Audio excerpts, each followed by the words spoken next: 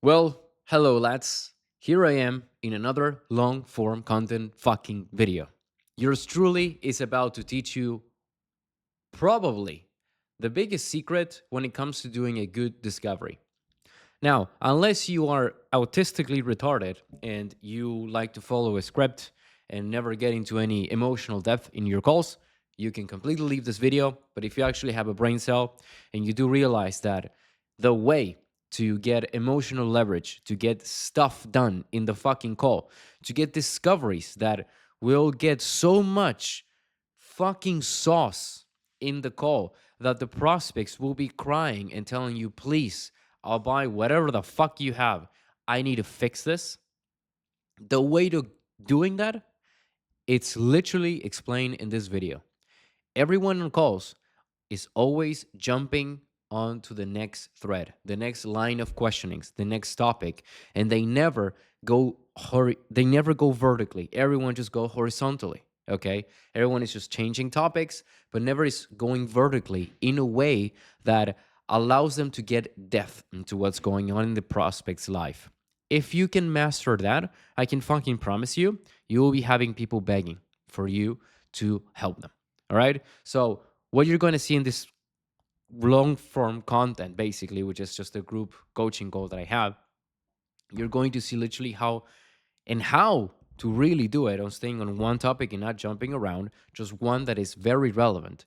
You're going to see how if you keep changing the problems, you're just going to end up nowhere. You got to focus on one thing.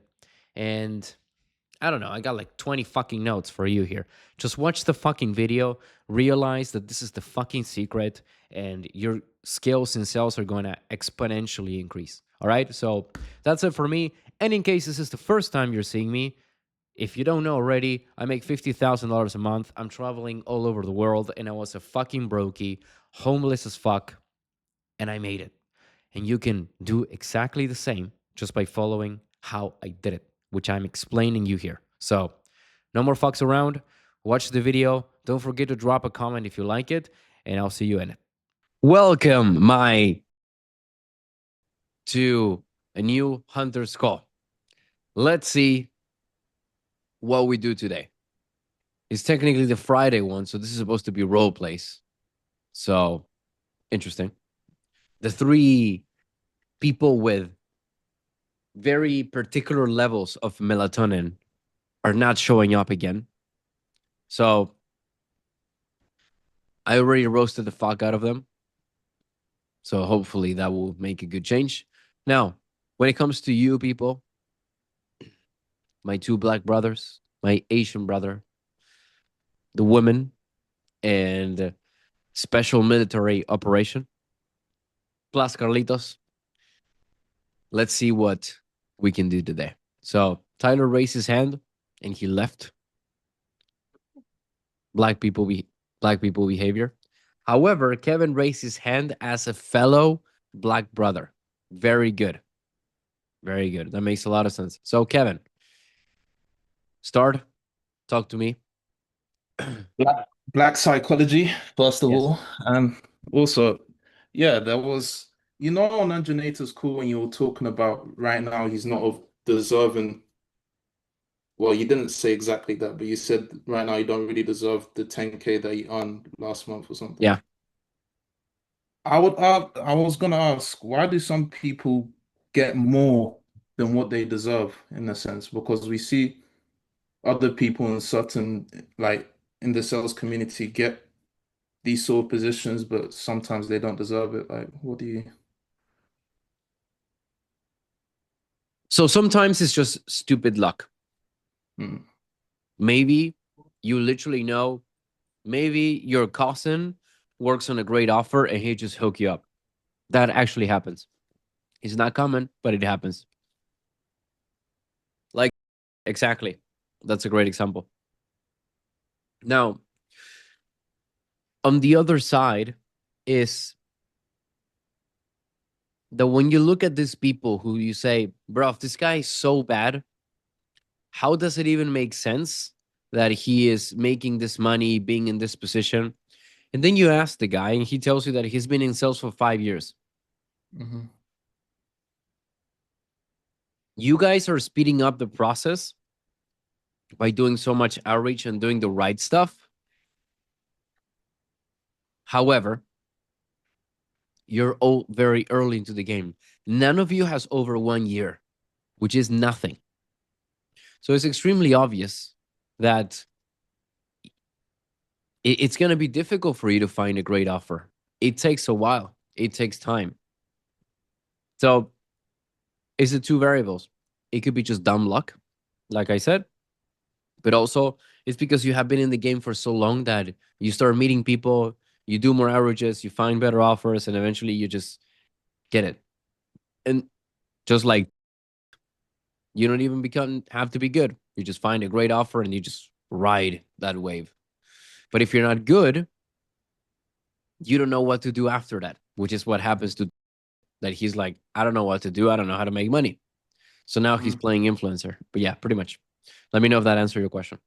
Yeah, that makes sense because I know now, right now, I'm nowhere near a pro yet, but I am getting better. So, Yeah, yeah, it's just about timing and shit. So, thank you, man. absolutely.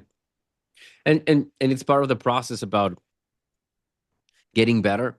I destroyed completely Andronator. You watched the 101, right? It's like Of course. I roasted him to the ground. Yeah. So and he's already experienced. My mentor talked to me a couple of days ago. And he roasted the shit out of me. So it's just it's just the Mm. normal things. So yeah, Shit happens. Yeah. yeah, Black psychology. yes. Russian comrade. Russian Comrade reporting got two questions, one organizational one, one about GS prospects. First about GS prospects. I had a guy who confirmed the call, haven't showed up. Then I followed up. It's like, oh yeah, it's important. I was just busy. And he told Setter what, oh yeah, bruh, I just had to put my work out and he just disappeared. But now he wants to reschedule. So I mean, he's obviously an idiot. But how would you handle that specific type of idiot? So he's still showing up with the intention of booking, right? Like he's still. Yeah, so I figured I would just reschedule and see and fry him a bit for being gay, but maybe you can add something beyond that. So the way I handle stuff like that with people who are flaky, but they still want to do things, is just from Mhm, the get go. I just tell them, so before this call, you had like 5 reschedules, or this happened, or that mhm, happened, whatever, right? And I say, from my side, and this is completely not judgmental, Mr. Prospect. I just want you to understand what it comes from, what it looks like from my side. It looks like you're not serious. Now, obviously, I could be wrong. Obviously, you could genuinely be busy, but being real with me, how much of a degree of relevance are you putting into this? And it's key that if you say it like this, the prospects will just tell you, right? If mhm, you attack them and you say, hey, you're not serious, mhm, conflict, or they will deny. mhm, If you get pissed off, you are fucking up the call from minute one. However, if you just say, hey, so before we start, I have seen that you reschedule multiple times or whatever happened, and it's kind of out of the normal. So if you genuinely just a combination of bad things happen, that is all good. But from my side, it kind of looks like you're not that serious. Am I mistaken? Like, just like, please be very honest with me. What's going on? And they will just tell you. You know. Okay, so Uh, essentially reschedule him and just use it as a sort of agenda setting in the very beginning, not confrontational. Just gonna just say, hey man, are you good? It's like, is it serious? Okay, I will do just that. yeah, because you need to make sure that they're committed. Mhm, Now, let's say that this keeps happening, and the dude is just mhm, like constantly rescheduling and stuff. Then you can just send a text or an email or whatever the communication via is mhm, vehicle. You just say, name, have given you 3 chances and you're always rescheduling. If this is not serious or a priority, you can just tell me, we can leave the call. Like, there's no need for us to get into the call. Like, just mhm. setting up a strong frame without even starting. That makes sense. Yeah, I will do just that. Thank you. And the organizational question is inspired by the best thing ever, solo leveling.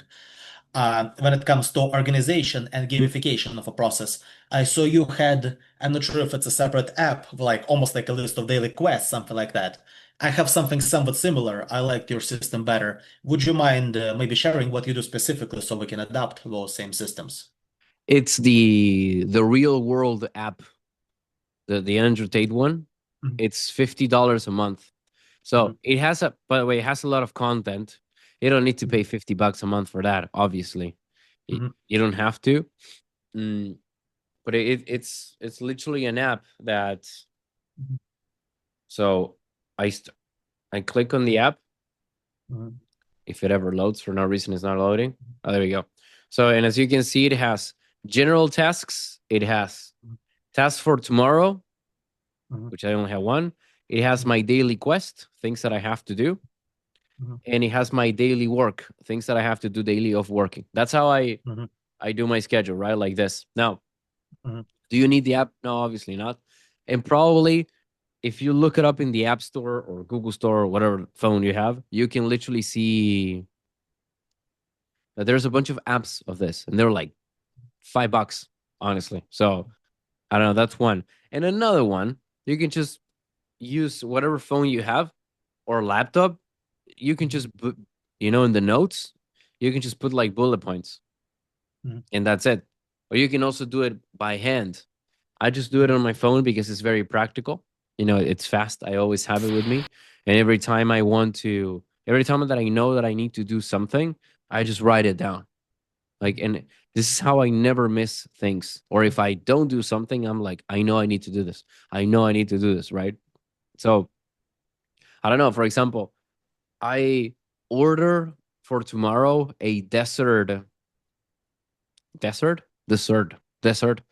Sorry, it's really late for me. Desert mhm, ride, in Dubai, something like this. And the Airbnb, through Airbnb, I did not know that Airbnb had that thing. Interesting. Anyways, he texted me there, and I left him on scene because I got distracted because women. So immediately, what I did, because I realized I have to deal with a woman, but I also have to respond to this. I cannot do this at the same time. So I just grabbed this stuff. This is how psychotic I am with this. I grab it and I wrote down the task, Airbnb, and I leave it there mhm, so that I know that I have to respond. I will never forget, right? I always do this for everything, all the time. Very practical. mhm. What would I recommend if you want to copy what I have? Again, tasks that you do today, tasks that you do tomorrow because you cannot do it because of the time or whatever, a daily quest, Mhm. training, studying, or whatever, and daily work, things that you have to do, like outreaches or calling people at your job or whatever it is. Let me know if that made sense. It does because I do have my own system for it, but I start to see it becomes a bit more chaotic once I have more stuff going on. And this is why I wanted to see what you do specifically to keep it more organized. This one for me works super well. Like, I don't need anything else. So I would recommend getting something like this. And if you do paid apps Mhm, like this one or others, mhm, they even let you, for example, on Mondays they show you specific tasks. I have tasks that are specifics on Mondays, other on Tuesdays, and so on. So, but again, you can just write everything down with mhm. paper and a pen. It's fine. Yeah, got it. Let me see what I can do when it comes to free options because broke boy life. Thank you. Yeah, yeah, absolutely. It's Appreciate it. fine. just What's just your use your mind? notes. Hey, put your fucking phone down. Focus. If you cannot even watch one video with full concentration, how do you expect to be successful in life? Focus. Now, since I have you here, you could work one on one with me. I don't have a mentorship, I have a brotherhood. I have people who are working almost 700 hours in a row. I have people who had no knowledge in sales and now are making more than 5 figures in just a few months. I will not teach you stupid linguistics like say the stupid word track. I will not teach you useless tonalities that make you look like a clown. I will not teach you to be a pushover in sales who tries to force stuff. Quite the opposite. I'm going to teach you psychology, the real psychology, so that you can know exactly what to do to make people do whatever the fuck you want. You don't get just group coaching calls. You get one on ones with me where you can become a beast, where I can help you with anything you need. I can be your mentor. More than 300 hours of fucking content so that you know exactly what to do in every area. Join the brotherhood. Join the hunters and become the best version of yourself. Get the life you always fucking wanted, or do nothing and let my hunters take everything from you. If you want to join, you can see the link down below. That being said, let's continue with the video. Izzy? So obviously there's a mix of prospects that you get. But if you get these people, some of them who now I've just been having them recently where they are only wanting like a macro guide or whatever, and they don't, even before I ever get to a pitch, or even after I get to a pitch but I don't get to the price or something, they just decide they don't want to do it. And we get there because I'm asking questions to basically test, do you actually want this? And they're like, no, I don't. So I'm wondering if that's partly, obviously, it's part of me and partly it's the prospect, but is that a good thing that we get to that decision, or am I messing something up? Or is the only way you can see this through call reviews, which we can do too, I think. Yeah, so there's that too. But basically, the question is that I have these people who show up to calls and they're not serious. They're not going to really want to do this. And you don't know what to do. And you face that and they literally confirm it. Yes? Okay. So the one who taught me this in the best way possible is no one else but the Wolf of Wall Street, Jordi Belfort. He explains this very well, which is the first step in sales is not anything with sales, it's just prospecting. And you prospect even within the call. Yes, it's the first thing you do, which I agree completely. And you have to look at who you have in front. I said this before, but sometimes having an extra hour of the day is way better than having a call.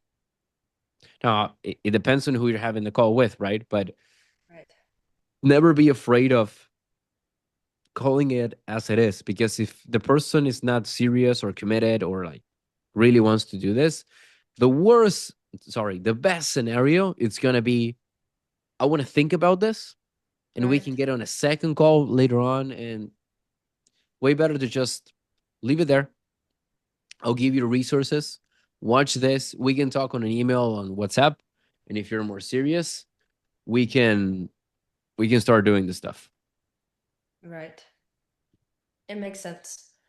And it's also just, the thing is that there's different types of these types of prospects, but I've done each has had kind of the same result, which is why I was bringing it up. One of them was extremely, it doesn't matter, everything's fine, I'm happy with the way I am, everything's good right now, which is kind of, I obviously thought it was just minimizing everything, but she confirmed, like, I don't have any motivation, like I genuinely don't really want, like I don't really need anything, I don't really care, kind of thing. So I don't think I should do anything more like this. That was one person. The other person was high ego. And then someone who decided they just didn't want to do a full year. They didn't want to do all of this. Like they just suddenly didn't think it was going to help them, I guess, which is like, I feel like what I'm questioning is my own ability, I guess, towards this, because maybe I should have called it out a little differently, or the person who's minimizing, maybe I should have assumed the sale still and been like, why are you minimizing? Instead of, I don't think this is something that you're gonna do. And they're like, no, you're right, I'm not gonna do it at all, which is different. Does that make sense? It does. There is a balance between, oh yeah, you don't seem serious, you're out, versus you're obviously rationalizing stuff. Let's go deeper here.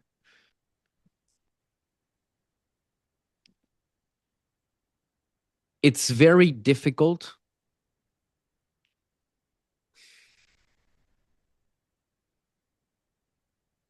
Here's the problem. One, as a closer, will have the tendency to disregard, because it's easy to become that with a habit. to make that a habit, and you're just like, yeah, no pressure for me. It's the prospect's fault, and you just leave it. When you're having calls with people and you see these people like genuinely distracted, genuinely not serious, and you can tell by the way they speak and the way they're behaving, in that case, you can be very direct and say, hey, if you're not really not interested, that's fine. However, someone who seems more centered, but they're giving you what is obviously an excuse, like, I'm pretty good as I am, it's never a good idea to leave it there. You have to ask. So the two examples would be example number one, Isabel, I'm pretty good with my body as it is. Immediately, okay, so why did you book the call? Immediately. Yeah. That one I need to go deeper on. However, if the prospect says, yeah, I mean, I always wanted to train, but it's like not really a priority right now. Why is it not a priority? No, because I got too many things. I don't know. I just saw this was like a free thing. Right. No, it's not even free. Oh, yeah. I don't know about this. So that guy is Yeah. out. Right. That makes sense? Okay. It does make sense. Makes me feel better because it was a mix of both of those. Some of the people were definitely the second. Like, for Okay. example, then when I said, like, so why are you here? Basically, like, I'm genuinely curious. And then they were just like, oh, I thought it was like a macro. One of them, some of it may be because of the setters. They're just like, well, I honestly wasn't sure. I just bought the macro guide, and then the person got me on the call and said this would just be like another helpful thing. So I just wanted to see what it was like. I didn't realize it was going to be more than that or whatever. Mm-hmm. And I'm like, and they're like, yeah, I really just didn't know before getting on here. I'm like, I guess that makes sense. Okay. Like, but it not that it makes sense, but it just shows that they're not serious, I guess. Okay. Right. All good? Yes. All right. Tyler? What is up, my? Oh, no. Yes. Yeah. So I had a question in terms of like I get the questions must be open-ended, but when the call starts, I have this clear space, like this gray area. Should I first clarify so I can land my feet to get a better understanding, or should I go fully open-ended and accept the fact that I don't need to point out the pain to the prospect? Give me an example. An example is me versus, let's say, Jake's call. I'm pointing out the pain. Hey, what job do you do? What do you like about that job? Okay, now that you like it, why don't you just stay in it? Okay, so since you noticed that the finances is much heavier than you enjoying it, do you think it's worth it? No. Versus, yeah, I don't like my job because it's putting me far away from my goals. How far away are you from your goals right now? And then they just spit out everything. Yeah, I'm far away from my goals. Could I can't afford this? I like this Mm-hmm. job, XYZ. So yeah. Okay. Hopefully this will make sense. I might cook or I might just confuse everyone. We'll see. So let's say this is the pain. Yes. So this ball right there is the pain.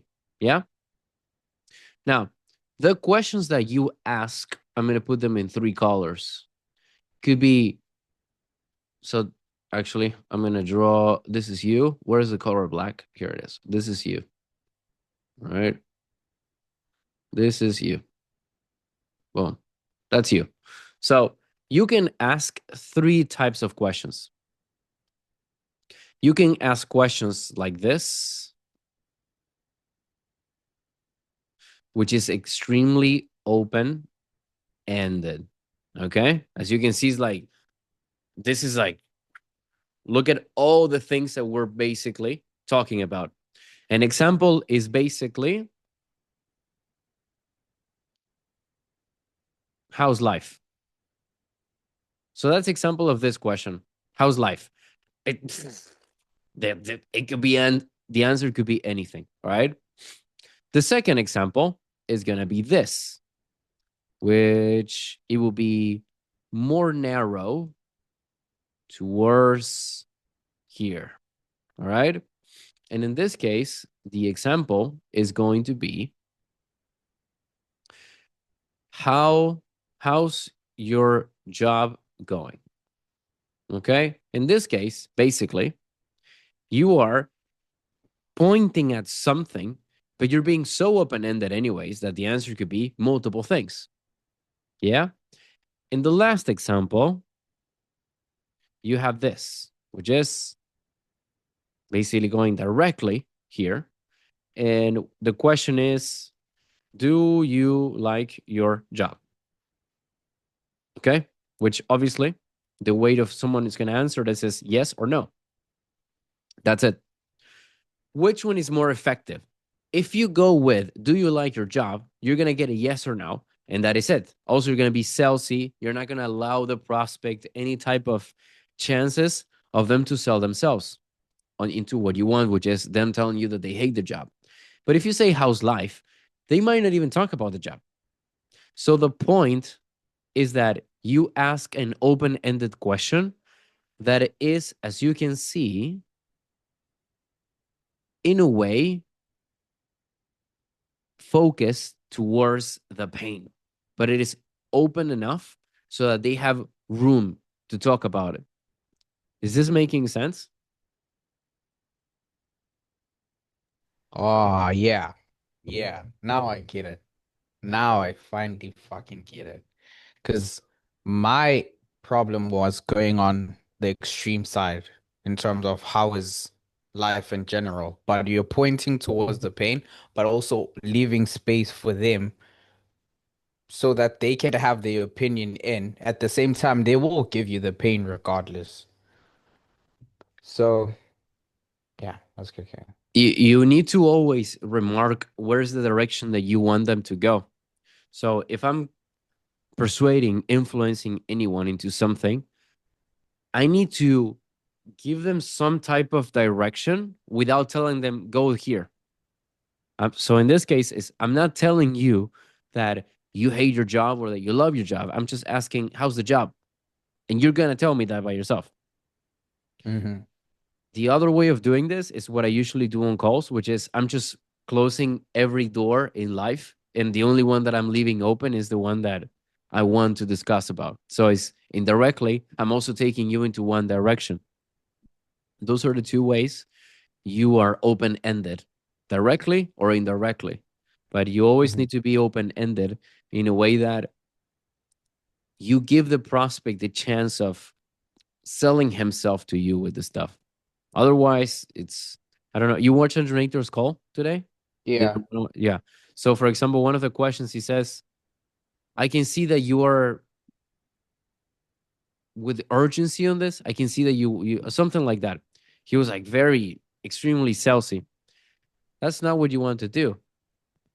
I even told him that in the example, if he wants to do something, you tell him you don't even seem like you have urgency on this. And they'll say, no, no, I do. But the ideal thing will be to say, well, so fixing this, do you have any timeline on this, or you just like don't care? That's me pointing at it, but being open with it so that now they have to tell me something. And because I'm being so open ended, anyways, they cannot catch me and they cannot realize that I am leading them into that situation. The trick with this is that they don't see it. The rat race works because the rat doesn't realize that it's in a race. If it realized, it would have escaped. So you guys, you realize that you were in a rat race. That's why you cannot be back in. If I put you back in the rat race, you will go crazy. Yeah. Mm. Mm. Mm. Yeah, that was fucking powerful. Now, I guess the psychology behind it, as I asked you, you mentioned that you're trying to understand their rationale and show them. So I'm trying, I don't want to add something that will get me fucked up. So I just want to understand when you understand their rationale, you also understand their situation as a byproduct of it. Not always. Make that in simpler language, because half the people don't know what the fuck you're talking about with that one. Okay. So when you understand how they think, how the prospect thinks, because so just to give everyone context, Lucas said for you to do a great discovery, you need to understand how the prospect thinks, show them how fucked up that is, and if they continue doing stuff this way, then nothing will ever change. So my question is, if you understand how they think, do you understand their situation as a byproduct of understanding how they think? I think they are different creatures that feed each other. This, since I've been seeing a lot of fish with the aquarium and stuff, I'm gonna make an analogy. You seen like sharks and whales that they have this little fish that are around them all the time, that they eat the little stuff, and the shark provides protection, right? So they feed off each other, right? So it's the same with this. Basically, you are someone who, if you can really understand their situation, like from their point of view, it's just an ultimate hack. It's an ultimate hack to see life, from their side. Yes, I think what trained me so well in this are women, like genuinely, because as a man, Isabel obviously will not understand, but as a man, when you interact with a woman in any possible way, even as a family member, when they get pissed off, you 50% of the times you have no idea what's going on. It's like a question mark. Like, what's going on? Being able to put yourself in their position, in their shoes, and just understanding them fully, it's a superpower. So that's one. But the second one is you need to understand the situation from a good point of view, because the prospects probably they haven't realized it themselves. It's very few the amount of prospects who showed up to me on calls and they say, I have a problem and it is exactly because of this. They don't know. They're just like, just, you know? And you have to show them that, hey, actually, your life is fucked up because of this. But you cannot say it. You have to make them get to that conclusion by themselves. One of the, if not the best way to make someone have an idea is that you make them feel clever about it. Okay? The way you make someone feel clever about something is that you put 2 points like this. You don't connect the dots, you just put 2 dots and you say, hey, so this dot and this dot. Interesting, right? And then they say, yeah, well, actually, and now they make the connection themselves. You just presented it everything, but you didn't give them the conclusion. And once they get to that conclusion, they will love that conclusion and they will say that is their idea. So that's literally what I do in the calls all the time. Yes. So a clear example is I believe that I am someone who, so in a fitness offer, I'm not getting the body I want, but I'm working hard. And then they say more things, and I say, well, let's say they told me that they are eating like shit. And I say, well, yeah, I was just talking with another student, and he told me that he made a drastic change because he only changed his diet. And I just make a silence there. And that's enough for the prospect to say, maybe my diet is not good enough. Huh, what do you mean? And now he starts to sell himself on the diet, which is going to be my pitch, by the way. Tyler is completely frozen, right? Completely. Yeah.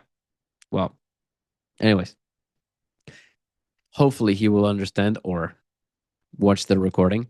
But that's basically the point in there. So while we're waiting for the black fellow to reconnect, I want to see the chat and I'll be with you, Jared. Let me read this chat quickly. Jaden says, no questions. Let's do role plays. Temutate. Luca, are the evenings in Dubai? And he's out. Are the evenings in Dubai still warm or on the cool side?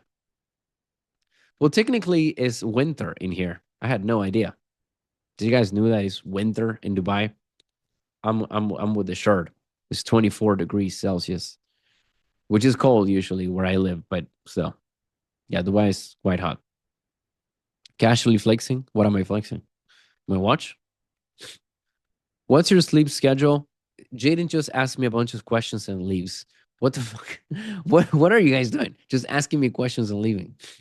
What's your sleep schedule now, Luca? Dubai time zone is kind of cooked. It's like 7 hours differently from where I am, so I'm just sleeping late. Like it's 1 a.m. for me now, and I go to sleep like 2, 3 a.m.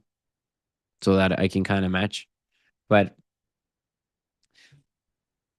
the time zones, everyone gets cooked anyways for that. So, mm, Jaden, what's your hair product? Yeah, yeah, pretty much at this rate. Yeah, Dubai seems to be 62 to 70 degrees Fahrenheit for the Americans. Oh yeah. Who even uses Fahrenheit? This Americans, they just want to do something different just because they can. It's also with they use miles, they use feet. It's just no one does it. No one in the planet. Anyways, all right. Yeah, pretty much. All right, Jared, talk to me. Yeah, so my question first, what's up, everyone? Missed you guys. I feel like I haven't seen you in a while. My question is Oh, we on do. the Undrenator's roast session. Yes. So there's a point where we're talking about the exterior and the interior. How do you differentiate and how do you think about those two? Because I think they were both pain that you're talking about, like the interior pain of within him versus the exterior pain, Oh, I know. everything outside of him. How do you differentiate like this is exterior, this is interior, and like think about it when it comes up? Okay.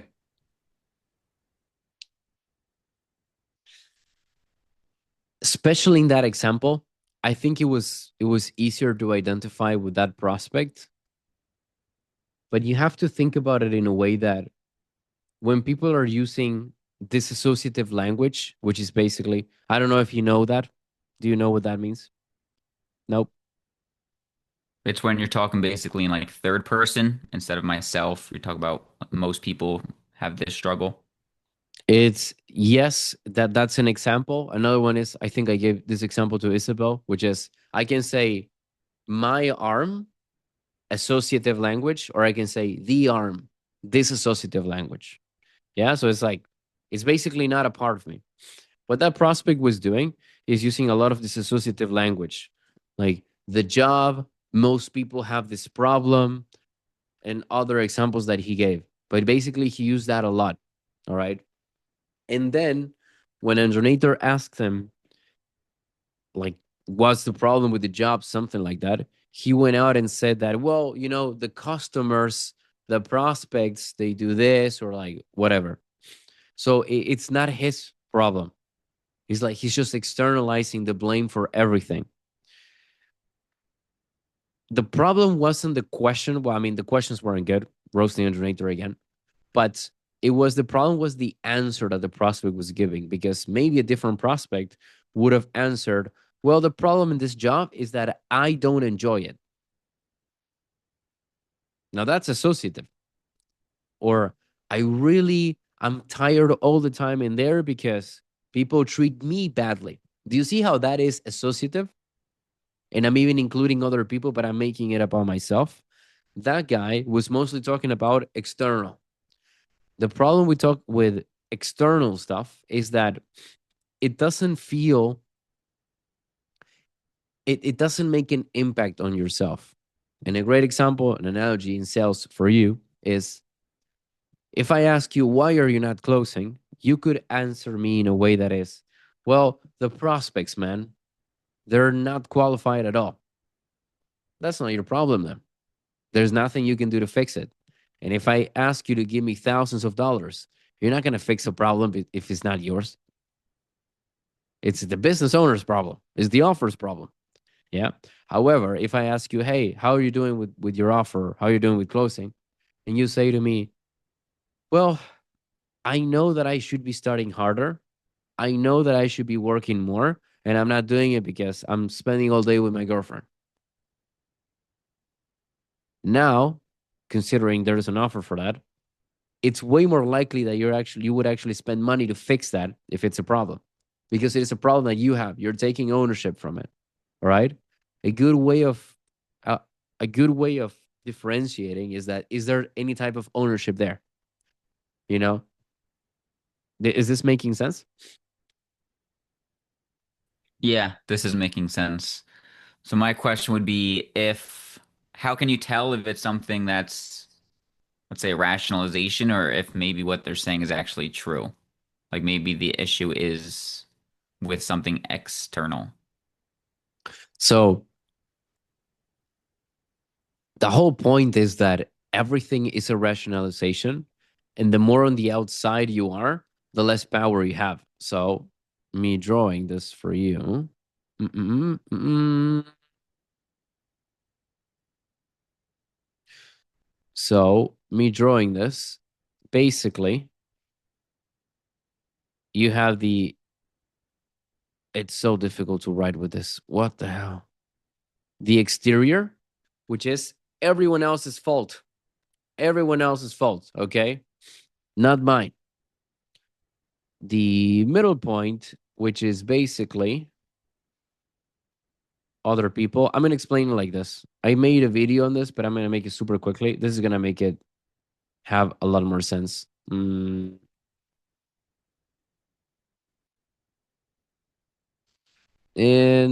one more is gonna be this.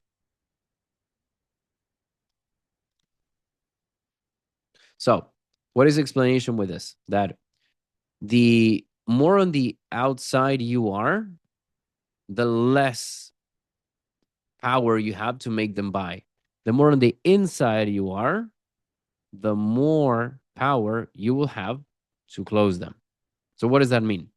If I'm talking, let's say, to you, and you tell me that you're not closing because the offer is very bad, that's basically a circumstance. If you're telling me that you cannot close because the prospects are not qualified, you're blaming other people. If you're telling me you're not closing because you don't have the skills, guess what? Guess how likely it is for me to close you? Because you don't have the skills. Yeah. So, another one, it's raining outside. It's raining outside, and it's the weather's fault. It's not yours. So, okay. It's raining outside. It's God's fault, not yours. He just fucked you up. It's raining outside, and you didn't brought an umbrella. It's your fault. I can sell you an umbrella so that you don't make that mistake again. Do you see the difference? So basically, the point is that you have to really assess, once you're in the call, where are you here? At what level? Are you in the third level, the second, or the first? If the answers that the prospects are giving you are in any of the two externals, which is it's something's fault or it's someone else's fault, you cannot do anything. And it's like, yeah, because the reality is, Jared, no one would buy if it's someone else's fault. Like, you're not gonna, if I am looking to, let's say I want to upsell you into the premium plus thingy. And let's say, to make it even worse, that it's Ambro's fault that you're not closing clients with copywriting. Well, it's Ambro's problem. I don't know. He's a dickhead. He's not helping you for some reason. But you're not going to spend money to fix that. He is not helping you. Is this making sense? Yeah, definitely makes sense. So throughout the call, you have to basically self-analyze what position the prospect is in. And if they're in any of the outer layers, you have to call that out immediately. Make them take the ownership before you could even dig into the pain. Depending on the context, you call it out very directly, or you just slowly start doing it. An example, I'm usually giving you fitness examples, guys, because it's literally what I close the most. And I literally have people who tell me that they're overweight, but it's not really their fault. Now, I'll be fair, I never had someone telling me that they have big bones. I would love to have that. Like, honestly, will make my day. But they do tell me that, oh, it's because I have this disease, or because of my genetics, or whatever, right? Or because of the 9 to 5. So those are blaming other stuff, not them. I cannot close them if they're going to do that. However, if they say, oh, yeah, I cannot lose weight because I have a genetic disease, if I immediately say, you're full of shit, it's like, well, that's not going to go very well. So what I'm going to do is I'm going to ask, interesting, what disease? And they say, oh, it's diabetes. Oh, interesting. My cousin has diabetes and he has a 6 pack. How? Now that's still very direct, but you get the point. Is like you're slowly warming them up. You cannot slap them immediately. But yes, just look around.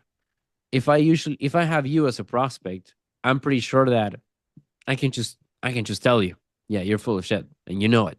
Do you think you're gonna get the body like that? And you'll be, yeah, okay, you're right. However, with if I'm in Isabel's offer that they're kind of like old ladies, well, I'm probably not gonna say that immediately because they're not gonna react in the best way possible. So my point is adapting, very important, but yes, you have to call it out. Hmm. Wow, that's actually huge because I realize now a lot of my calls, they would externalize something and talk about that, and I would ignore it, thinking that it's not relevant. Like they'll say, I don't know, it's the industry. The industry right now is in its off season or whatever, and I would just ignore it and try to focus on their pain. But I didn't realize that is a big part of actually getting to the pain, getting them to take ownership. So I've been messing up for a while now. I closed for an offer and I had, I think it were 12 or 11 calls. I don't know. It was a trading offer, and in every single call, it was the market's fault. In every call, it was the market's fault. You need to understand that people will always, always, always, always prefer to put the blame on someone else because if not, it falls on them. And I mean, we all do this. Literally, we all do this. No one has, the majority of people don't have the maturity to say, actually, it doesn't help me to do this. It's just easier to blame someone else. Yeah. Yeah, Don't let that's it slide. huge. Yeah. Don't let it Hmm. slide because there's a lot of things in there. I would say is one of the biggest selling points as well.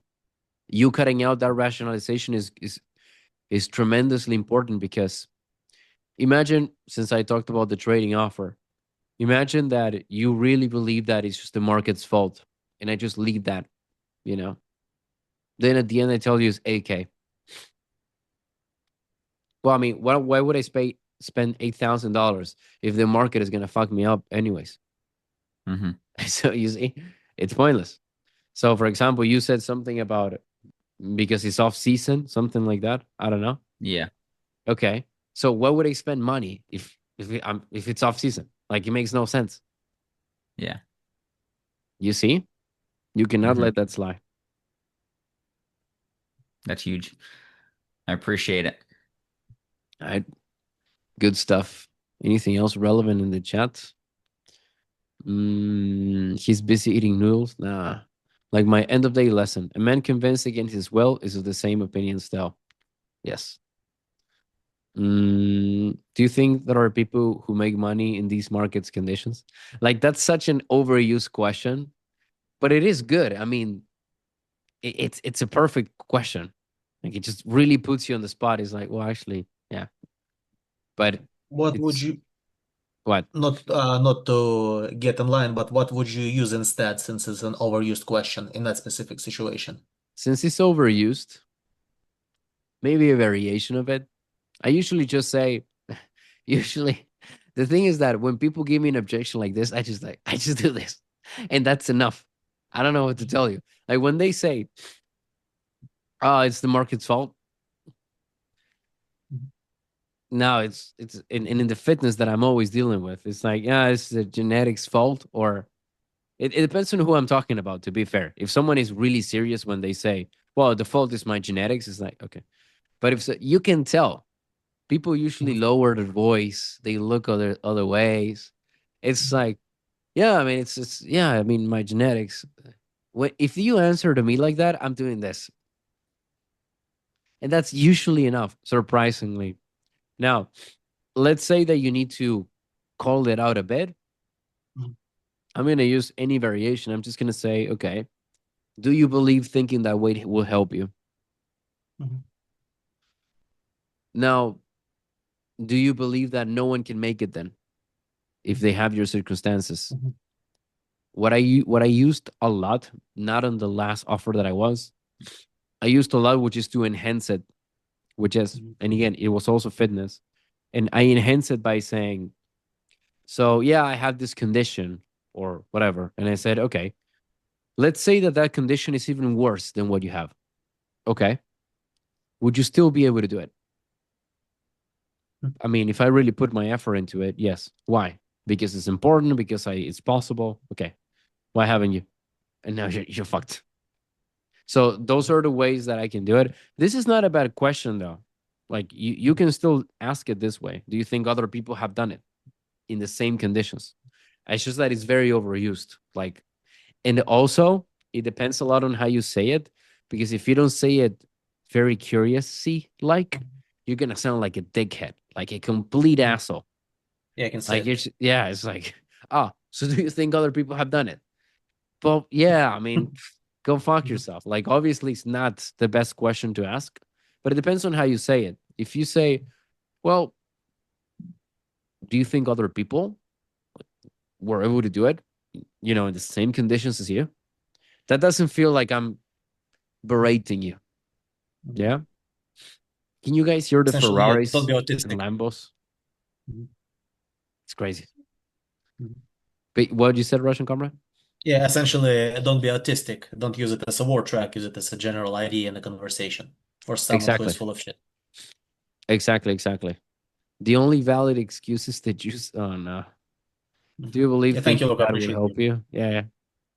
Do you believe that thinking that will help you? Yes. Carlito's doubling down. Nice. Isabel? Yeah, so my question is actually on just what Jared was saying. The same if someone is saying that even when you ask them about their situation, for example, I had this lady today, and she said that she does well on her diets, and then she's losing the weight, she's like 10 pounds away, and all of a sudden she just doesn't care and she just eats whatever she wants and she just goes all the way back up again, basically. And she's like, whatever, it's not worth it or something. And then she goes back and forth to that. And it was like she was blaming that. You know what I'm saying? So I was asking her, like, why do you think that is or what? And she just kept saying, oh, I have no clue. I don't know. I have zero idea. And I was like, well, how do you think you can fix that? She's like, well, I don't know what I can do, or like, I don't know, kind of thing. I realize I'm letting, because I think they're confused, because some of these people, like, what do you think you need to be successful? I think they actually don't know. Mm-hmm. And that maybe I'm looping in people who are trying not to take ownership with people who are confused. It's true. Very valid. It is valid, actually. Mhm. I would say, so as a general rule, and this is going to help you in every situation that is simple, just ask more questions to clarify. Mhm. You can literally straight up asking, do you don't want to take ownership or you genuinely are confused? And it will be Right. just like, it's just like a sword going directly through it. But you Mhm. can see the reaction. And if there's some doubt, okay, it was the ownership, because probably everyone's gonna tell you, no, I'm just confused. But it's not the same to say, well, I genuinely don't know. I don't know. I've been trying stuff and I don't know. Versus, well, I mean, it's just, I don't know much. That one is complete bullshit. The second one Right. is like, okay, yeah, it's the ownership. But a clarifying question is that a clarifying question. That will be the easiest way of fixing it. Just pay attention to how they say it, and you're gonna realize if it is a lack of ownership or if it is I'm genuinely lost, which will happen. Both will happen. People will genuinely be lost. I mean, in every offer, not just fitness. Yeah. Mhm. Right. And once you figured out For example, if it is ownership, then how do you handle the fact that they're not taking ownership for their situation? I'm not sure if I would handle it. Usually, what I do is Right. just asking them why. Oh, Like, right. genuinely, imagine how impactful that is to someone. When you say to someone, so we're both on the fitness one, so it's easier in this. Why are you not really taking accountability on the fact that it's your body? Just why? And then they say, yeah, you're right. It's just, I don't know. And then I just kill them by saying, is it easier? It might feel easier in the moment, but is it easier now? If you look in perspective, you look back, was it easier? And that just kills them. It's like such a powerful blow, you know? Yeah. All right. So I'm concerned on why there's not more people. I'm genuinely concerned. Amro, what the fuck is going on? My analyst, what is your deduction on this? The three white people, right now it's super late for them. They usually sleep a few hours before this time. Okay. And is it just them? And Jaden, Tyler. Yeah, no, Tyler, he has African black in. Wi-Fi. Yeah, black internet. Okay, okay. That's his problem. It's more skill issue. That's really it. Okay. All right. All right, all right, all right. Well, what do you want to do? We still have a bit of time. You want me to review something? You want to do a quick role play since we're in it? Otherwise, Isabel is just gonna keep asking me questions and you're all cooked. So you guys decide. Nothing? No takers? Role planner. Okay. You want to role play? Can we analyze Isabel's mental state? All right. We could do a role play. Who wants to do a quick role play? I have 45 minutes. Kevin and Jared. Isabel, you said something I did not listen. Kevin and Jared raised his hand. Kevin is eating, and you're still not in the fucking level, Kevin. I'm gonna roast you from the fucking get go. So, not yet. But I know you're improving a lot, which I'm proud of. I can. Thank you, man. Thank you. I appreciate it. All right. So we have two Americans fighting for who wants to be the role play doer. How can we decide between the two Americans?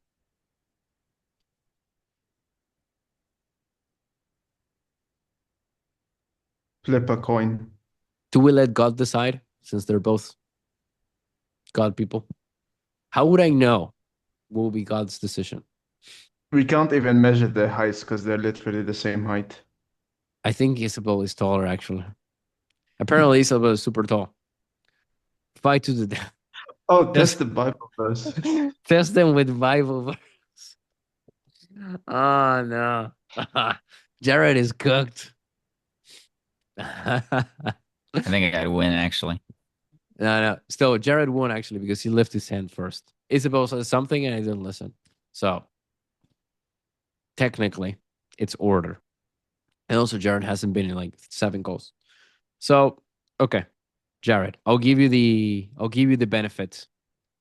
What are you even closing on? What was the? I know you're in a couple, but I'm pretty much just waiting for the eBay offer to start up again okay, all in right. like a month. Let's do the eBay. Someone wants to do a quick prospect for him. I can. Isabel. Anyone but Isabel. Isabel will be taking her revenge here. So, all right, it's a Like it to be a battle. prospect. Russian comrade can be a prospect. Now, Isabel Yeah, won. I'm familiar with eBay. I used to use it for like fucking 18 years, so I mean, Isabel won on this one. So, We are going to start just to start from the opening question, okay? Like discovery. Okay. Context, most people already have a business and they just want to scale it through this coaching program. All right. Mhm. Okay. It's me. Isabel? Okay. Got it. Yes. Okay. Isabel, tell me what makes you want to scale your eBay business right now? Yeah, I want to be making a lot more money with this eBay business. I want it to be super profitable and basically having higher return on everything. All right, boss. So Isabel's just like making up things at the moment. It's nice for Isabel to change her answer for once. You always say a heck ton of money. Now you just said a lot of money. That's the first. Jared, when you asked the opening Mhm. question, it was kind of vague. And you're probably going to get answers like this. I'm liking, and it's working very well. What is the main reason you want to Mhm. do it? Main reason. Don't try, do. Find one thing. Okay. So go ask it All right. again. Isabel, what is the main reason you want to scale your eBay business right now? Because it's not as profitable as it could be. And I really want to increase the profits for this eBay business so that I have more money. Okay. So you want to be more profitable. It's not as profitable as you want it to be, and you Right. want to make more money. Nope. Tell me, Nope. What did he did wrong there?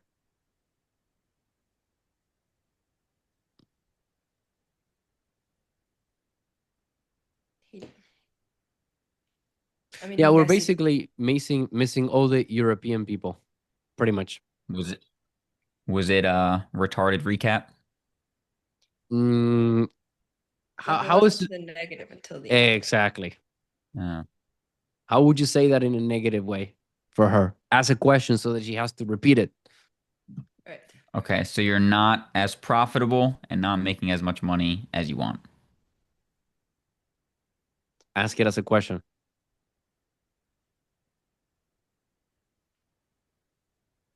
The same with the Negative question is a mark. question.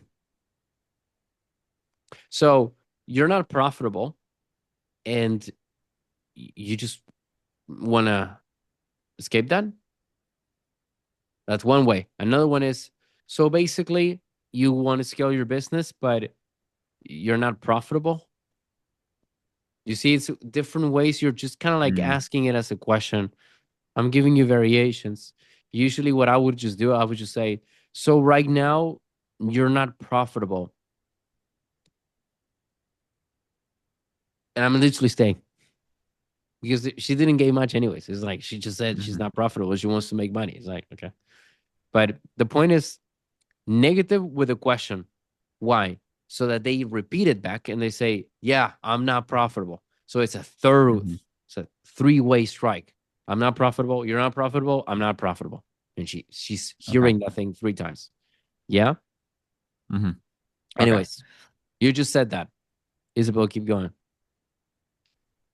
Yeah, I right now we're basically doing what we can. We're finding we have a thing going like it's in rhythm, right? But it's not making us a ton of money. I want to be able to make a ton of money so my family is well provided for. I'm well provided for. We have like a cushion and I can pay everyone who's helping me with this business right now. Right now they're basically volunteers because my family isn't provided for. So they're kind of helping out, but I just need to be making at least $5,000 more every month. Okay. You said you're in rhythm and you're doing what you can. What do you mean with Right. that? So No. we have a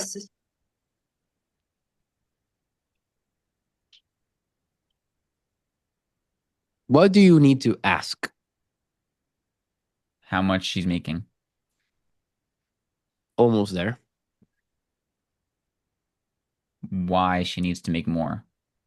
So I still don't understand the main thing that she talked about. What is the main thing she's talking about? Being profitable, making more Mhm. money, right? And she said that she needs to make 5K more. So my question would be, so you're not profitable in the way you would like, and you need to make $5,000 more. When you say you're profitable or that you're not profitable, that gets me very confused. Are you even profitable at all? If so, by how much? Like, give me some context. Like, that's literally my question. And you see how Mhm. I am contextualizing everything, because the situation is kind of lost. You just went immediately, you just jump to another thread, which is what you guys Mhm. have this tendency to do. It's like, no, no, no, stay on the same thread. She's not profitable. What does that mean? Profitable on what? On his job? On his relationship? Profitable on what? I have zero context on anything. Yeah. Mhm. So I think she said profitable in the eBay business, but still, it's like it's kind of, I'm not really following. So that should be your main priority, right? Okay. All right. Isabel, you said you want to be more profitable. You're not really too profitable right now. You need to make $5,000 more. Tell me tell me what you mean by all that. What's the business? How's the business going right now?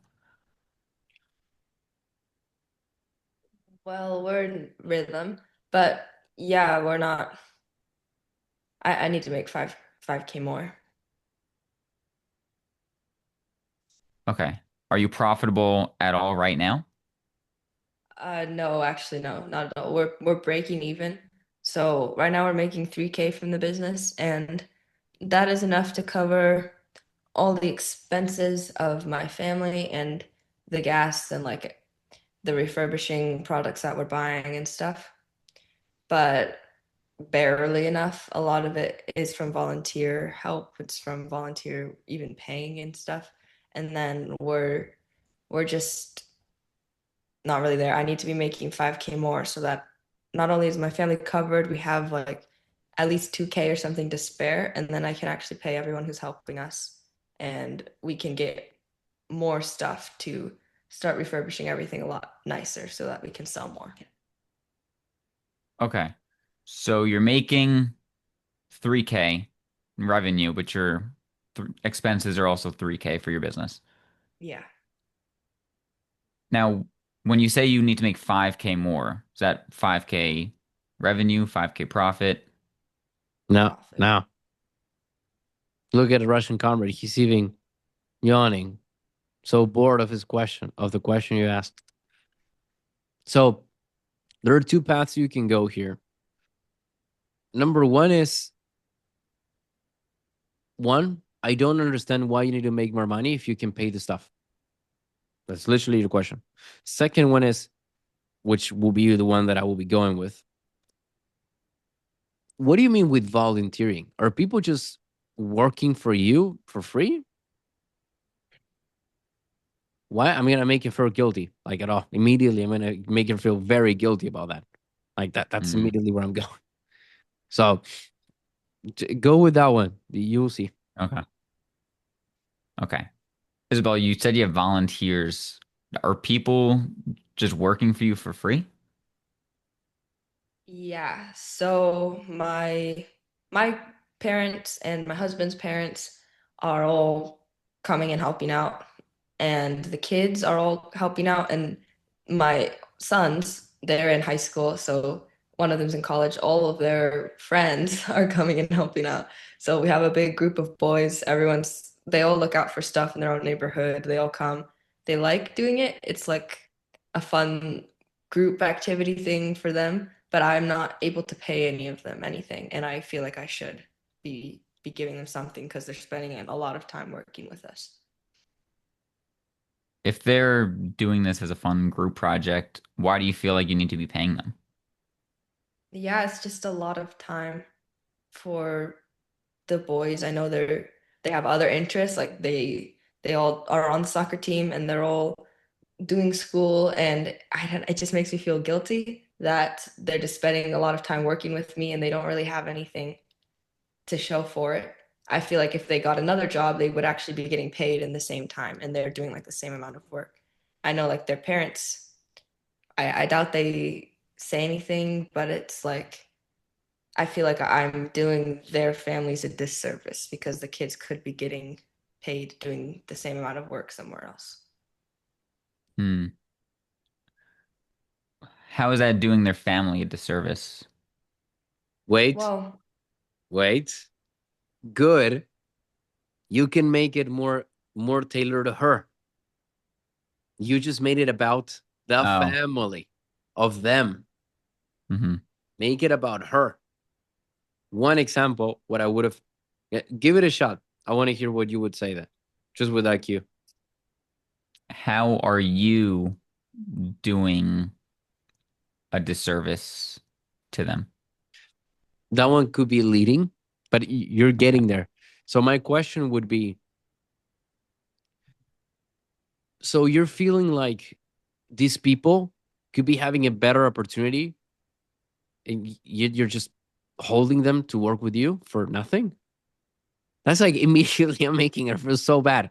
Like after 3 questions, she's like, "Oh no, I'm a terrible person." Do you see? Hmm. should I go from there? No, yes, but this is a special clarification for everyone. Usually, in the first questions, what you're looking to get is what is the problem?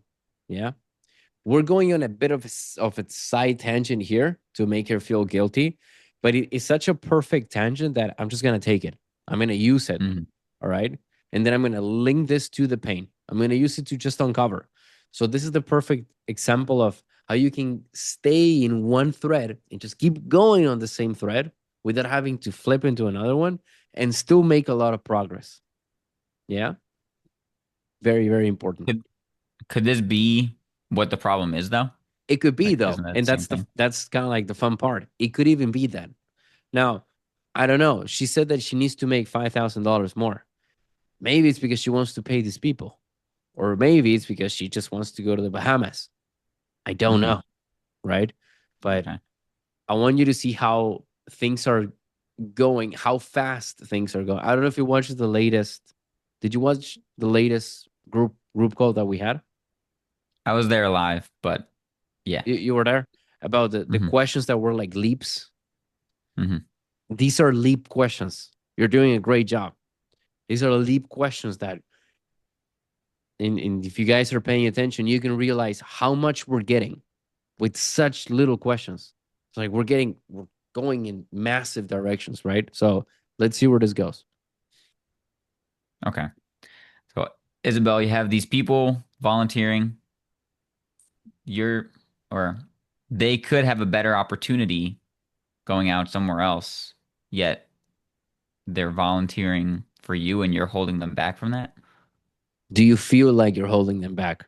Also, Um, she didn't say holding them back. Don't put words. okay. It's be more neutral, more open. How I said it. Do you remember? I forget what word she used. I think she said they can get better opportunities. So you Okay. feel like they So, could be getting better opportunities, and yet they're with you without paying it. Yeah. Yeah, exactly. Okay. Yeah, okay. exactly. It doesn't feel like you care at all. So let's just enslave everyone. Is that what you're telling me, or what's going on? No, it's just it's sad. It's like it's bad that they're working with me and not doing something where they're making money.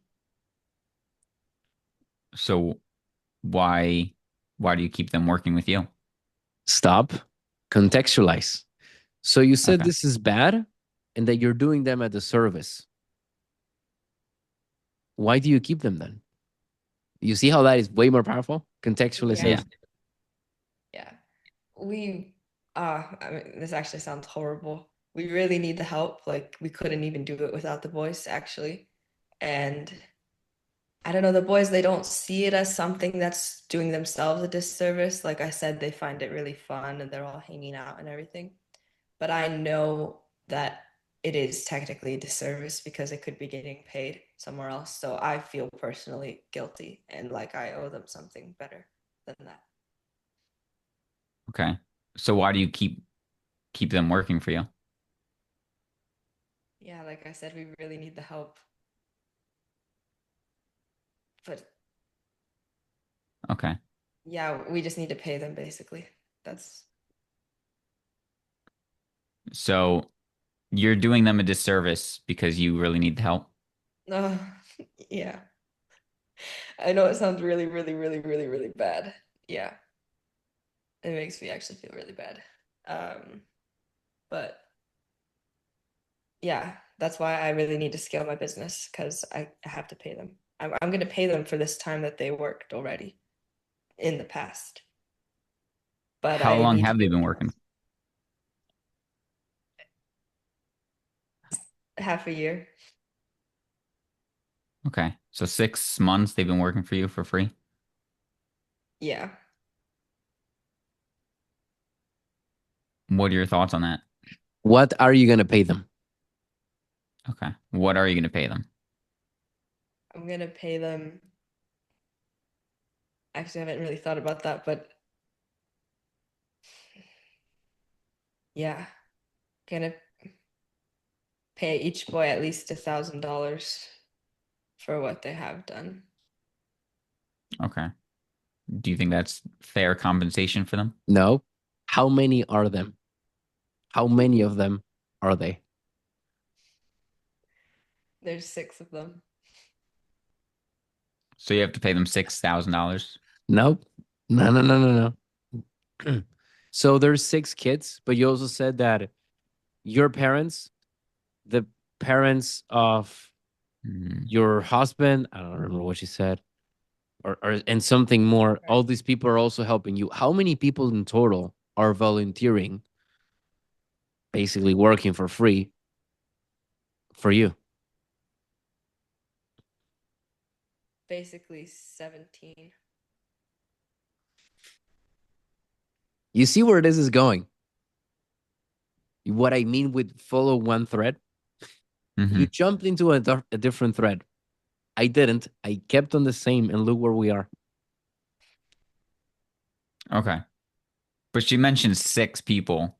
So I have to clarify if she's going to pay all 17 of them $1,000. You just ask. So Okay. way are we doing it will be okay. So you have to pay $17,000 to them.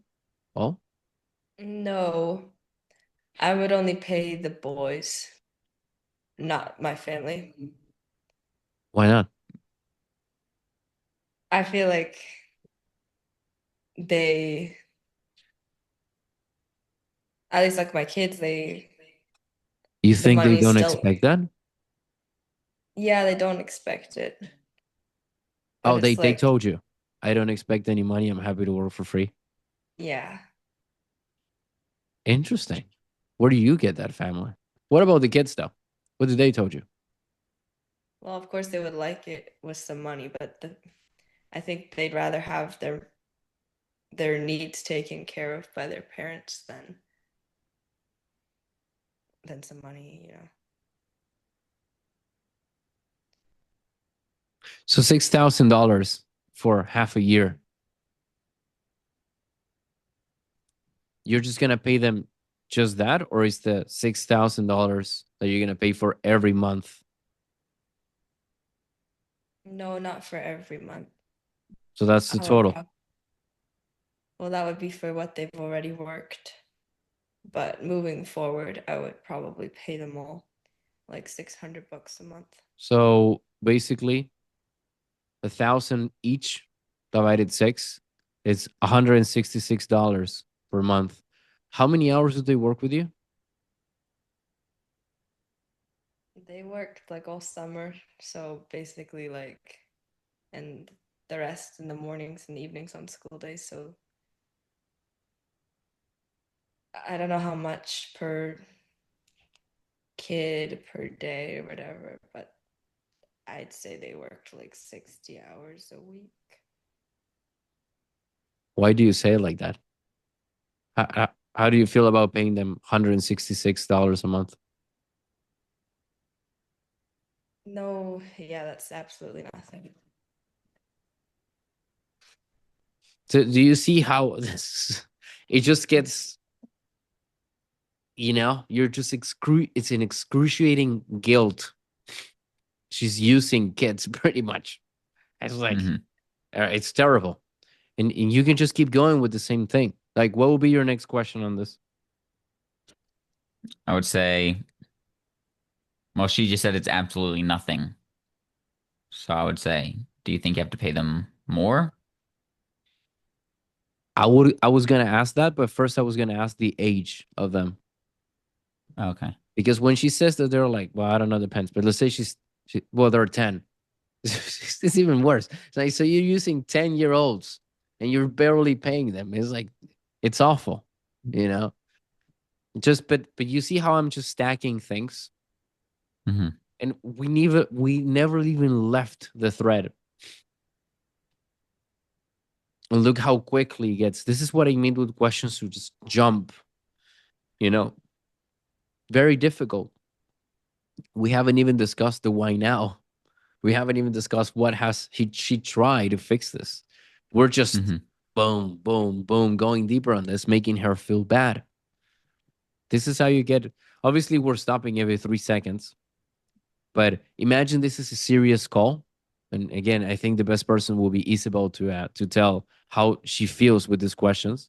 But imagine this is a real scenario, and I'm just asking these questions, one after the other. You would feel really like ashamed, like, dude, I'm awful. So easy. Question. Yes. At what point do you know that this is the main problem that you want to just keep focusing on?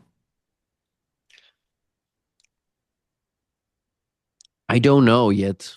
I genuinely don't know. So my plan, the mental map that I will be making is I need to go as much as I can with this, and then I need to go back to why does she need the 5K anyways? Is it just to pay them or for Okay. something else? And if she says no, the reality is that I need to pay them. It's like, okay, boom, we literally got it perfectly. We got the problem Hmm. exactly from the first try, and now we know. And then we just move on to, okay, what have you tried in order to make that money before? Nothing. Okay. Oh, why now then? You see how we're just moving quickly? Hmm. Okay. That makes sense. All right, Isabel, how old are these kids that are helping you? Most of them are 15 or 16, and we just have one 18-year-old. Okay. 15, 16, and 18. And you're paying them 160, you're planning on paying $166 per month. You said that's absolutely nothing. So, I mean, how'd you come up with that Yeah, number? no, it would need to be a lot more. I don't know. I was just, I guess, thinking since they didn't expect anything for those months, I could just give them all 1,000 and then start paying them moving forward. But maybe that's still taking advantage of them from before. So I would pay more than that then. But yeah, I need to make like $5,000 at least so that each person gets at least like $700 a month or something. And then I also need to, yeah, $5,000, like I said, is the minimum because after that, we need help with a lot of tools that we can like actually refurbish this stuff for the eBay stores, you know? Hmm. Okay. So now that we put numbers into perspective, 166 a month, how much are you planning on paying them? Is it still the 1K? No, How much is it? I guess each kid would get 3K. Sorry. All right. 3K each. Yeah. So that's 18,000 that you need. Hmm. Okay. When you told me you wanted to make 5K more, that was based on the old numbers No, no, no, no. on the 1K. So That's $18,000 instead of 6. And according to my math here, you would only be paying them $498. That's all you're paying them. It's still below what you want to pay them. It's not even 500. What I am, and this is where what I would say, all of you pay attention to this. What I am seeing, this is how you can become understanding and destroy people by being understanding. What I am seeing, Isabel, is that I'm seeing a woman who genuinely wants to pay the people who are working for her. You feel guilty. You want to compensate them, and it looks like you're not being able to. How do you deal with that? It's really difficult. I need my business to start doing a lot better. It needs to be actually profitable, making it possible for me to help these people and my family and everyone. Is it not possible now? No. How far are you from those 18,000 to give them? Yeah, we are 18,000 away. You see? So I mean, you could even reverse it too. It would also be an effect, and you say, okay, can you pay them that now? No, I can't. How far are you? Well, I'm $18,000 away. Okay. Isabel, I can see that you really want to compensate them, that you're a nice woman. How do you feel about not being able to? Also, it's a stab in the back. It hurts, you know? And this is a way that you're understanding them, but you're also labeling very hard. Mhm. It's a very direct labeling, as you can see, but you can get away with a very direct labeling like this because it's a positive thing. For example, if I say to you, Jared, you seem like a very good student. You have been always showing up to my calls, always studying. I'm seeing you really want to win. Of course, you're going to say yes. Of course, you're going to say yes because it's a positive thing that has things to back me on the idea. Like, I literally saw you on calls, and she's literally Mhm. showing you that she wants to help the kids. So you can use that to label them for the positive side and making them feel guilty, very guilty with that. So Mhm. do you see the difference? How much the impact increases? Yeah, definitely. I was gonna say, so after you did the labeling and she said she needs to make more for her family to provide, I was gonna Yes. say, how much do you need to make to be able to provide for your family? Would that have been a good question, or is that kind of stupid considering we were just talking about the 18,000? You can combine it by asking, so how much extra would you need for the family? Well, another 5,000. So you're $23,000 short. And then you just Mm. keep stacking the stuff. All right. And then you just say, how do you feel about this? 23K in the negative in order to do what Mhm. it seems to be a basic number for just to pay them. What do you want to do? And now it gets worse and worse and worse. You see? Mhm. Yeah. This is a great example on why I'm always berating all of you saying, stay on one thread. Stay on one thread. Don't jump. The impact, again, obviously doesn't feel that much because we're stopping every 2 seconds. And I think Isabel is getting ready for the call. Yeah. You seem very impatient. Yeah. Okay. So it obviously it is not the same reaction, but if this was an actual prospect, the prospect is like, yeah, I hate myself. Yeah. So, and Mhm. see how little we just asked. We're just on one topic, and we already have gotten so deep into stuff. We got shame, we got guilt, we got emotions, we got pain, we got responsibilities, we got ownership, we got commitment. So many things out of just this.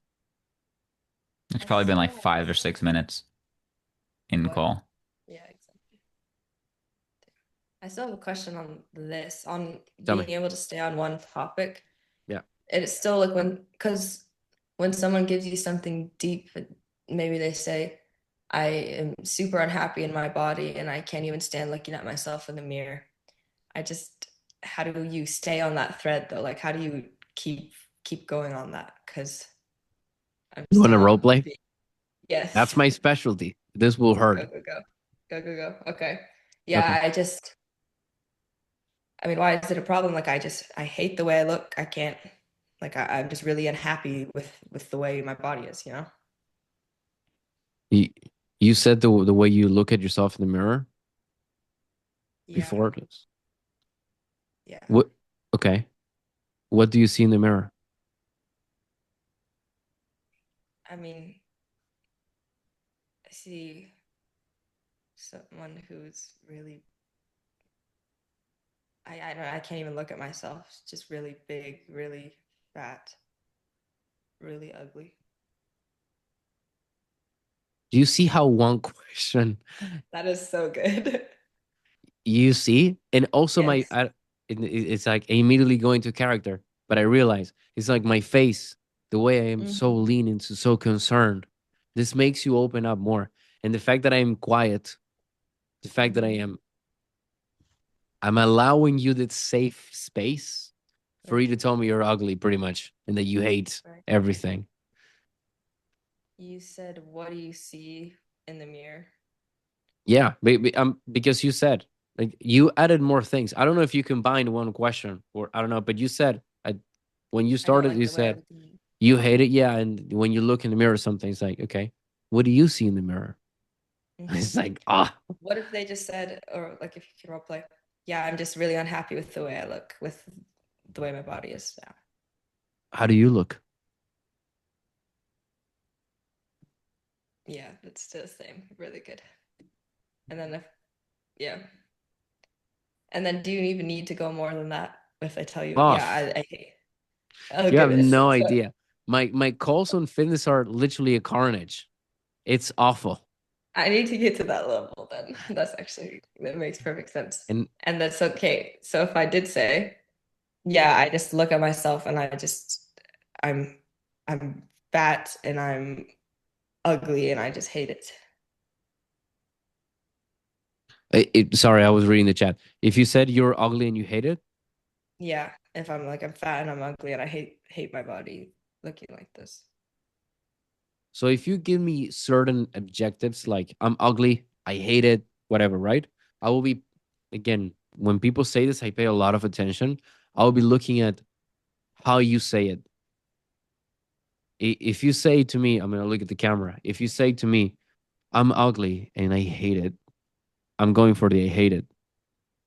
You paused it and you look down to the right. Looking down to the right is always an emotional memory. This is a pro Mm. tip for all of you. Down Mm-hmm. right is an emotional memory. So when you see him down right, always tap in that. Always. That is the big and this is also for talking in normal with someone. Down right, emotional. So I'm gonna ask you, I'm gonna say, what do you hate? And it's just in those questions, even in the way that I am delivering it, I'm not saying, okay, what do you hate? I'm saying, what do you hate? It's a more powerful way of saying it, but also it gives you the appearance that it's a safe place. I don't know how to say this. It makes perfect sense. Yeah, exactly. Okay, I see what I've been doing wrong because I've been okay. So the fact that you hate the way you look, how has that been affecting you? Which is like Yeah, kind of lame. it also gets you to another thread because sometimes I say, oh well, I True. mean, it hasn't really been affecting me that much or whatever, or like maybe they start talking about, well, I've been feeling low energy or like something different, and we just totally passed over the fact that they hate how they look, which is like the main thing, anyways. Or Yep. has that affected any of your relationships or something? They're like, no, it hasn't. No, it's never. They never say it has affected anything. Don't jump on threads. Right. Jared, is this making sense to you, being the role play boy? Yeah, it makes a lot of sense. Okay. Mm, Thank you. Lucas Guy, why am I reading my name? Would you be able to clarify a bit on thread jumping? Yes, because I do the same shit and I don't even realize it. It's just that everyone does it because there are questions that it's difficult and weird. Let's just take this example about, she basically doing child labor at this point. It feels bad, right? Because the topic is kind of like wrong. We're making her feel guilty. And is this should we talking about this, Nicole? It's kind of weird. Mhm. However, we're getting so much with it. I know it will staying on one thread, especially if it is a thread like this, it will never feel comfortable. It will be more comfortable to just jump threads. As a closer, and this is a rule, by the way, and you guys can practice this with role plays or whatever. Jumping threads feels very comfortable. This is why scripts are very comfortable because the scripts are. So, how do you feel today? Awful. My dog just died. Awesome. Where do you see yourself in 6 months? It's like, right? It feels very comfortable because you're just like jumping threads, but you Yeah. get to nothing. So, Mhm. the point is to grab a thread and just keep going on it till the end of it. And it's difficult, it's uncomfortable, but the more you do it, the more things you get on the call. And you realized this is the fun part of that. If you're good with practice, with one thread, you can start connecting the dots of every thread, and Mhm. you're staying on one thread. I have close people in fitness when they told me, I look at myself in the mirror and X, and I'm just talking about the mirror. I never leave the mirror. That's my whole thread. Their image, their self image. Yeah. And it's the same with this. Now, obviously, we're going to ask about more stuff. I'm not telling you, Jared, to not do it, obviously. Right. But the point is that you want to stick to one. And I want you to see how, if you just did this, how much effective, because there was a moment where you jumped the thread, you left it, you would have missed on all this. But because you logged into it, you asked very good questions. Like genuinely, there were really good questions, right? It's like we were pretty similar in what we were asking. That's really good. The problem is that because you jumped the thread, you would have missed on all of these good questions, all of these. And let's say you missed this and then you just asked, well, I think you went about the money or something like that. And she just says, yeah, I just want to make more money, help my family. And then you're talking about the family. And you completely left out the fact that she needs to make $18,000 to help kids for 6 months are working for her under with no money. And she even has a kid who is 18 years old and he's working for free. That's an adult working for free. Okay, so many things that I can say there. Make sense? And that thing about the permission to like it's uncomfortable having those staying on the thread for a while and stuff. It also makes sense. Maybe even you don't know what to ask to continue it or whatever. So like it's more pressure on yourself. Yeah. But it's also, I noticed that whenever like the absolute cheat sheet is asking someone for permission to be direct, because trying to say something super directly to someone, I like stumble over what I'm trying to say. It's like difficult for me to get it out because it's so direct and it's so like it could be technically controversial. But if I say, can I be direct with you? Instantly I have no problem. And because they agreed, I can just tell them anything I want to say at all. And it's perfectly fine for me, which is like, Absolutely. I Absolutely. guess you have to Absolutely. mentally give yourself the permission to stay on the thread. Like You not have to, supposed to. especially because it's uncomfortable. Like genuinely. Does this make sense, Russian comrade? Because tell me if you want me to expand a bit more on the threads. Yes, one question is how to essentially check in with myself because I sometimes I don't even realize it. For example, I had a call review uh, on an offer where Tyler is the head of neighbors, and he was like, "Hey, bro, you jumped a thread." I didn't even realize it until he pointed it out because for me it appeared like a same thread. So, is there any specific ways to, well, aside from repetitions and essentially reviewing my calls, is there Yeah. anything beyond that to keep me on a straight line? So I think a thread. I think I'm just literally making this analogy as I'm going. The thread is like made of two strings, which is Mhm, the emotional and the logical. Yeah. mhm, So the emotional in this case is how she's feeling with this with the kids scenario, and the logical is how the kids are feeling, pretty much, because all the kids are working and what's happening. So as long as you maintain in any of those, you will be on the same thread. The thing is that Jared went to talk about the money. That's a completely different topic, right? So I don't think there's any secret to it, more than just being fully present and realizing, am I talking about a different topic? If so, is it important for me to come back? And you guys can always do this, because it would happen. It happened to me that you jump a thread and you're like, I think I wasn't finished with this thread. Or you guys can tell me if this happened to you in any of your calls, that you are asking questions and you just change the topic and then you realize, I think Yeah. I should have asked about this before. And you can come back. Like, it's fine. It's all good. Okay? Just be fully present on it. Yeah? Understood. Thank you. Do people stay in one thread when talking to others in normal conversations? This is also, well, not really. That depends. Great conversational people do. The people who are not that good, think about someone that you know that when you talk to this person, they're just rambling about everything.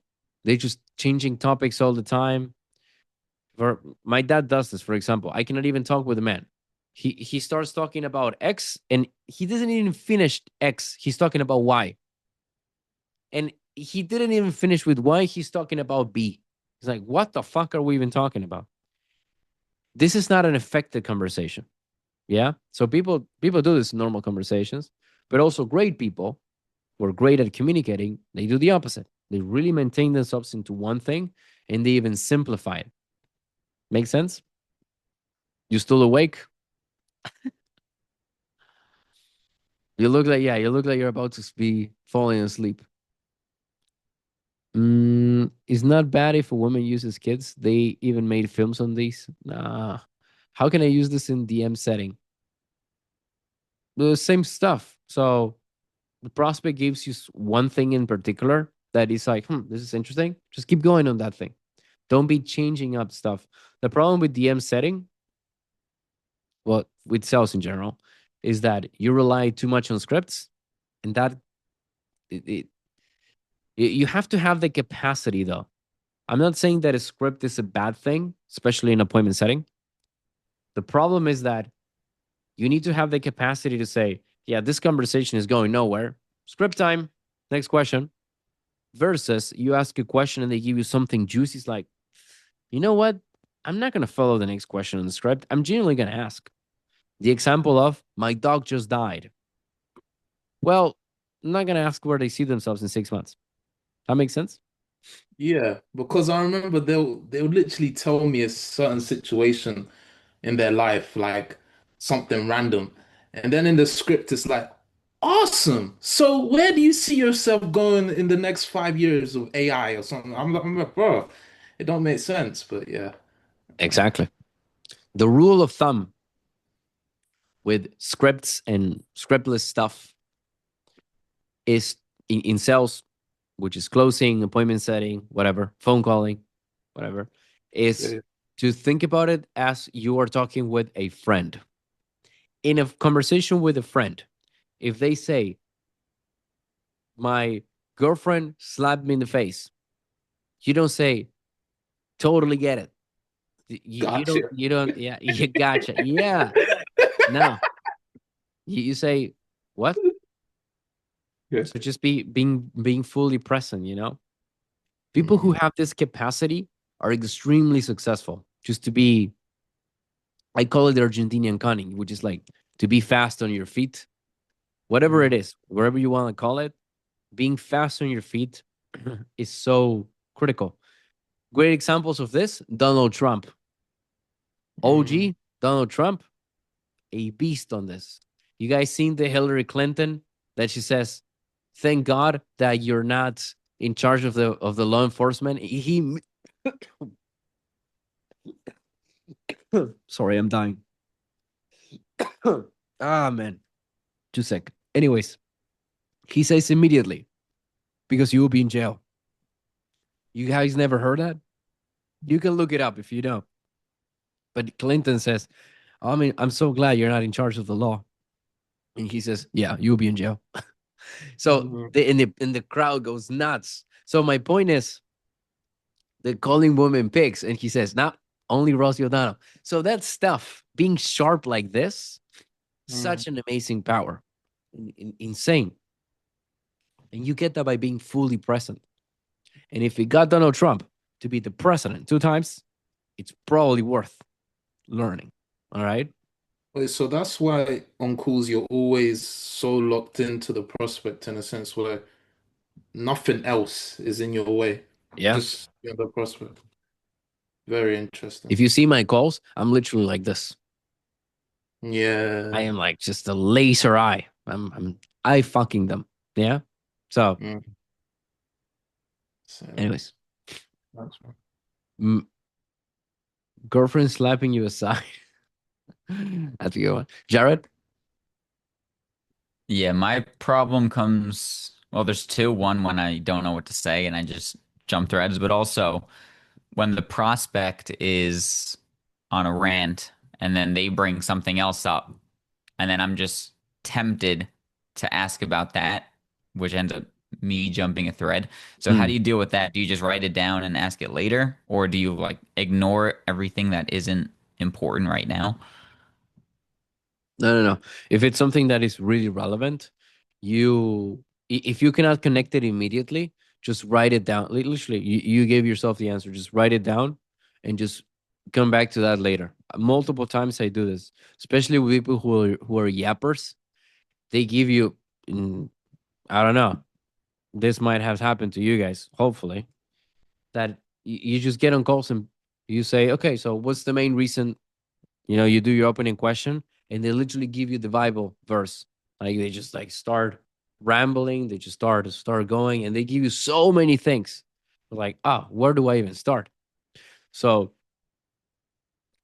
you cannot, this is what one of the hosts taught me. One of the hosts taught me a great lesson. I was overwhelmed because I had like 50 things to do. AMRO knows. I was like, okay, I got like 3,000 things to do. Where the fuck do I even start? And she said, you cannot do everything at once, but you could do one thing at a time. Cooking. Actually, insanely cooking. And it's like, yeah. And it's the same with this. When the prospects give you so many things, you don't know where to start. It's like, you don't have to go with everything. One thing at a time. One thing at a time.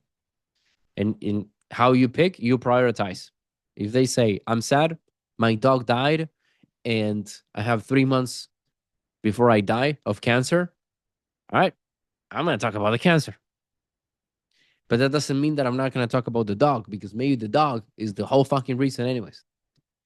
Make sense? All right, good stuff. So any final questions on this one? Thank you. You're welcome. One more question. Go So for it. after we get all the way on down on the thread about like volunteering and everything, let's say she realizes, yeah, I need to make a lot more money and I really need to do this so I can start paying them. What else would you do in that call? Would you ask about, because one thing she said was like, we're in a rhythm doing what we have to do, which is where I was originally going to take it. Would you go back to that, or no? Does that seem like it was connected to the volunteering? I will keep going with the volunteering. I would link that to the money. Like 100%, I will start linking that to the money that she needs to make and why she needs to make it. And from that money, I'm linking it to the family. How much does she has to pay the family? Why is that? What are the reasons I'm paying for the family? Then I'm going with what has she tried to fix all this? Probably, according to the prospect she was playing, she's probably going to tell me nothing. So why nothing? Well, making her feel even worse. And then I'm going to say, okay, why now is going to be different? Without why now that is going to be different, we have the whole first section of the call completely cooked. Then all I'm doing is I'm going to get a bit of COI, bit of cost of inaction, which is basically another 6 months. Kids not being paid for a whole year. How would you feel about that? Like shit, okay. Double labeling, 100% after that. And then once that is all done, I'm just gonna go with the identity, which is basically okay. So what do you want to do? I want to fix them. Why? Because of this. How are you gonna do this? Well, working with you probably. Okay. When? As soon as possible. What is that? Well, like this. And then I'm just gonna start maybe rehandling some stuff if needed, like time, husband. I don't know. This is me talking about like 60,000 feet, right? Obviously, Hmm. there will be changes, depends on what she says, but I want you to see how easy that sounds because we did all the heavy lifting at the first minutes. It's like the rest is just question, question, question, question, question. Make sure everything is lined up.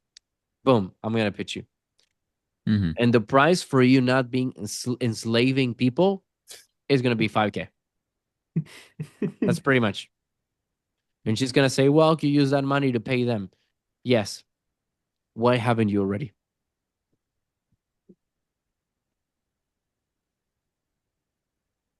Cooking. Very easy. But I want you to see it's probably not an easy call, but because we stayed on one thread, how much damage, how many things you were able to do. Yeah, Yeah. good stuff. Any other stuff, Oh, yeah, okay. Evan? You know when a prospect or just somebody in general is doing this, because I noticed someone doing this in your call like this.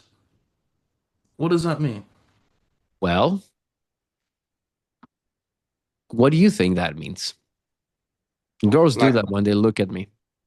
I'm interested in you, Carlitos does that when he sees, a girl. I'm not too sure. Uh, So if you are a teenage lady, you're probably gonna do that face when you like a boy. what do you mean? I do mean that. Damn. Oh no, Andrew making that face. So Okay. it's a high level of engagement. Okay. Ah, It's a high level of engagement and that of enjoyment as well. It's like you're really enjoying and you're really engaged into what's happening. hmm. Because I saw the lady. I think it was not on your cut though. It was cool discretions where she was really just like this. Okay, tell me about the program, and then she was just like this the whole time. So I was In like, one of my interesting. calls, Yeah, and the cool discretions. I think that's what it's called. Mm, dissection, dissection. My bad. she Uh, was wet. Nah. she was really locked in because it was the one where you didn't have to the assumed formlessness one where you didn't have to talk about the like you didn't have to go deep into the discovery. You just went straight to the program and stuff. I don't know if you remember. It was a long time ago. Probably, I don't know. I had so many calls that Yeah, psychologist lady. Yeah, that one. the blonde one? Was she a No. blonde? I don't even know. Anyways, Guilt. husband objection? I don't, I don't even know. Anyways, oh yeah, I did close her. Then she came back. She really, yeah. Nice. Cooking. I cooked. All right, lads. So, final? No? Appreciate it. Thank you. All right. So, my people, I think that will be it. Amro, you said you wanted to see the Lambos. I can definitely not make a zoom with the Lambo, but I can show you the balcony if you want to see that. Yeah? All right. One sec. Mm, I'm going to put this microphone so you guys can listen to me. Is this going on YouTube? Yeah, probably. So, I'm just for no reason making a YouTube home tutorial. A vlog. Basically doing a vlog for the YouTube fam as well. Oh, For the Mendem. yes. Jeez. Man, like Luca, you know. So this is the part that is not that interesting. The middle of the Dubai. That's the cooking part. I cannot zoom this stuff, unfortunately. Yeah, looks really nice, doesn't it? I'm No. having a different apartment in 2 days. It's gonna be in the middle of that. I'm making cool videos on that one. But yeah, pretty much. You guys like it? Nice. Mm-hmm. Looks like my old city. Not really. Cooking. All right, lads. It has been my pleasure to see you all. Of course, of course. Let's talk whenever the fuck I see you. All right. Bye bye. And there you fucking have it. That was today's video, considering you watch it in one day. My friends, hopefully you like this. You realize the importance on staying in one topic and how much damage you can do by just doing that. Also, how much more efficient you can be in your goals. Because if you just keep jumping out around, you're never going to get anywhere. You're just always going to be on surface level. You don't want to do that. You want to get to the core, all right? And this is how you fucking do it. So, hopefully you learn a thing or two. Don't forget to drop me a comment so that I fucking know that at least you're learning and this is valuable. And if you want to see more videos, drop that fucking like and I don't know, go to the gym, do something with your life. I'll see you in the next video. Peace out.